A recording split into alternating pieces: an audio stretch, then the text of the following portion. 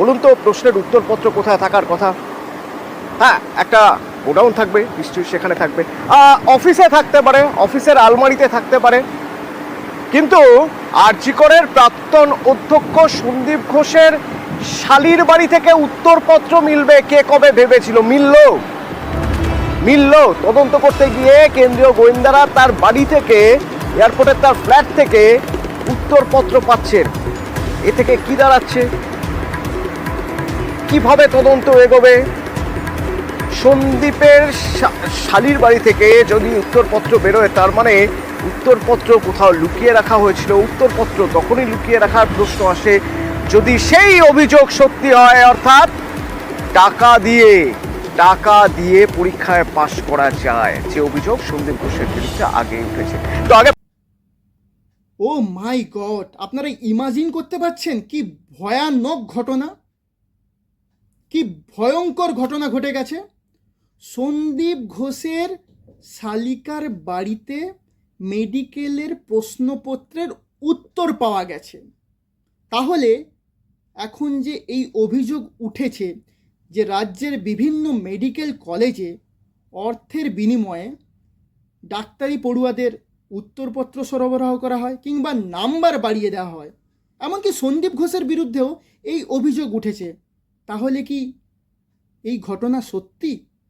যদি সত্যি হয় তাহলে কিন্তু আমরা ভয়ঙ্কর বিপদের মধ্যে রয়েছি। কারণ আফটার অল দিনের শেষে আমরাও হয়তো এই ভুয়ো চিকিৎসকদের কাছ থেকে চিকিৎসা নিয়ে থাকি। তা কি আমাদের ক্ষেত্রে কখনোই ভালো হবে বলে মনে হয়? দেখুন আর কি পাওয়া গেছে এই সন্দীপ ঘোষের শালিকার বাড়ি থেকে। জেনে নেওয়া যাক যে এয়ারপোর্টের এই ফ্ল্যাট থেকে কি মিলল, এই ফ্ল্যাট কার, এই ফ্ল্যাটে তদন্তকারীরা কখন গিয়েছেন এবং কি সেখান থেকে উদ্ধার করলেন। আমার সঙ্গে অনুপ রয়েছেন, আমার সহকর্মী। সরাসরি অনুপ।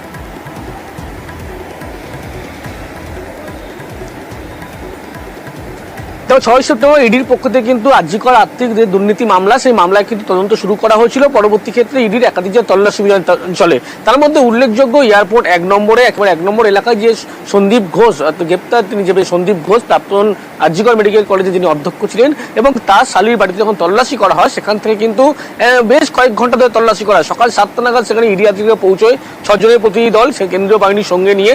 তার পরবর্তী ক্ষেত্রে যে গোটা বাড়িতে যখন তল্লাশি প্রক্রিয়া শুরু করা হয়, সেক্ষেত্রে কিন্তু বিপুল পরিমাণে সেদিন নথি উদ্ধার করতে হবে, এমনটা জানা গেছিল।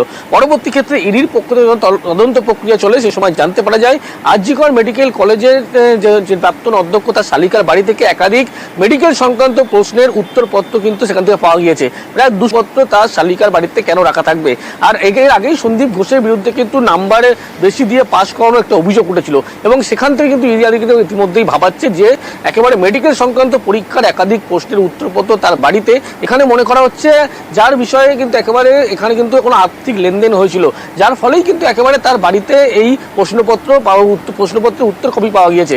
আর যে লেনদেন, টাকার বিনিময়ে কি এরকম প্রশ্নের উত্তর আগে থেকেই বাইরে বাছাই করা হয়েছিল, এরকম বহু প্রশ্ন ইতিমধ্যেই ইডির কাছে উঠে এসেছে, তারা খতিয়ে দেখছে।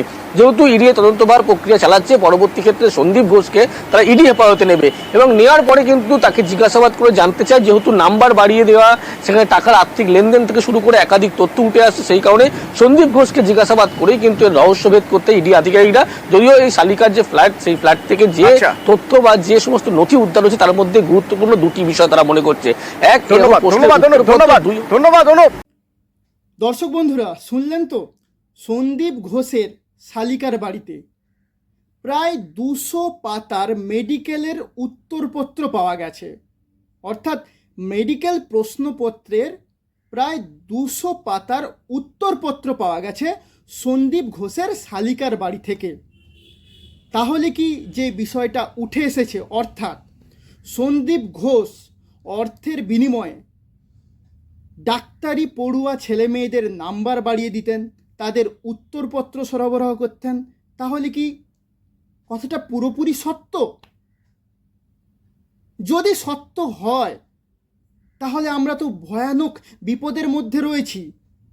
কারণ আমরা জানতে কিংবা অজান্তে এই সমস্ত যে ভুয়ো চিকিৎসক রয়েছে, তাদের কাছে গিয়ে আমরা চিকিৎসা করাই। তাদের হাতে আমরা সত্যি কতটা সুরক্ষিত এই বিষয়ে তো অবশ্যই প্রশ্ন আসবেই। এই সমস্ত ভুয়ো চিকিৎসকরা চিকিৎসা ক্ষেত্রে ভয়ানক বিপর্যয় ডেকে আনতে পারে। তাই আমাদের অবশ্যই উচিত, সরকারের অবশ্যই উচিত এই সমস্ত ভুয়ো চিকিৎসককে যত দ্রুত সম্ভব খুঁজে বার করা এবং তাদের কঠোর থেকে কঠোরতম শাস্তির ব্যবস্থা করা।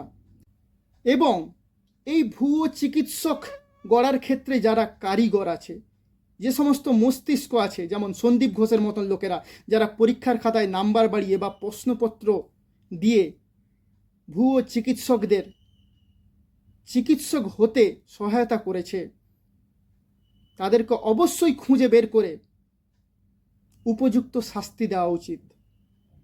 তবেই চিকিৎসা ব্যবস্থা সম্পূর্ণ কলঙ্কমুক্ত হবে। আমাদের আজকের এই ভিডিওটি যদি আপনাদের ভালো লেগে থাকে তাহলে অবশ্যই আমাদের চ্যানেলটিকে সাবস্ক্রাইব করবেন, ভিডিওটিতে লাইক করবেন, কমেন্ট করবেন এবং আমাদের ভিডিওটি অবশ্যই শেয়ার করে দেবেন।